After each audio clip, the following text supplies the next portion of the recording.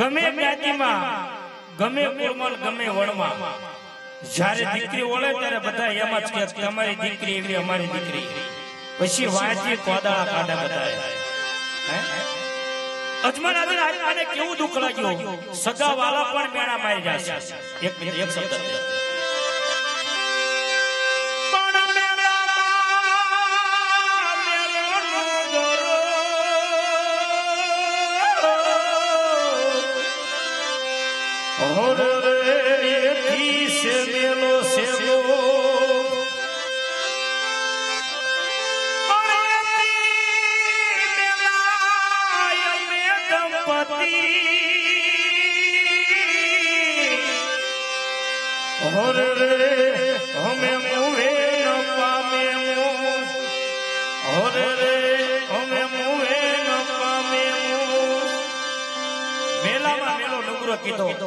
ધરતી માતા એમ કહે છે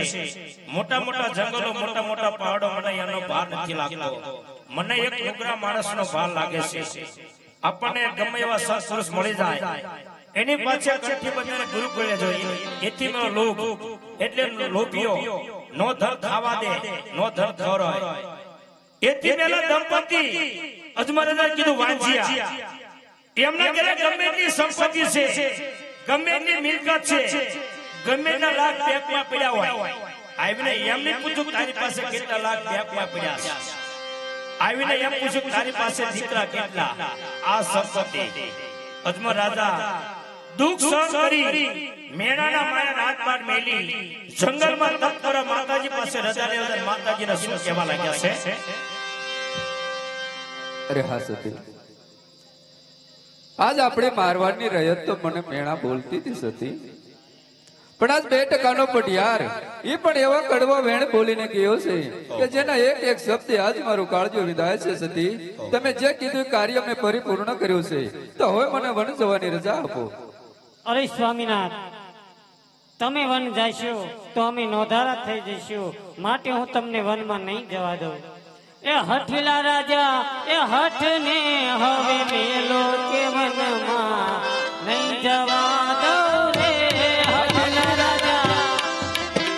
હઠલી રાણી હઠને તમે મેલો કે વનમાં હું જવાનો રે કે વનમાં ભૂખ લાગે કે વનમાં નહીં જવા દઉં રે હઠને મને ભૂખ લાગે કે વનમાં હું જવાનો રે હઠલા રાજા હઠને હવે મેલો કે વનમાં નહીં જવા દઉં રે હઠલી રાણી હઠને તમે મેલો કે વનમાં હું જવાનો રે કે વનમાં શું બવ લાગે કે વનમાં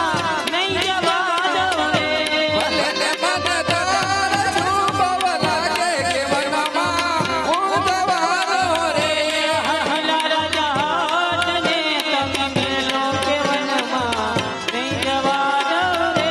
હઠલી રાણી હઠને તમે મેલો કે વનમાં હું જવાનો રે અરે સ્વામીનાથ તમારી આટલી બધી જીદ હોય તો હવે પ્રેમથી સીધાઓ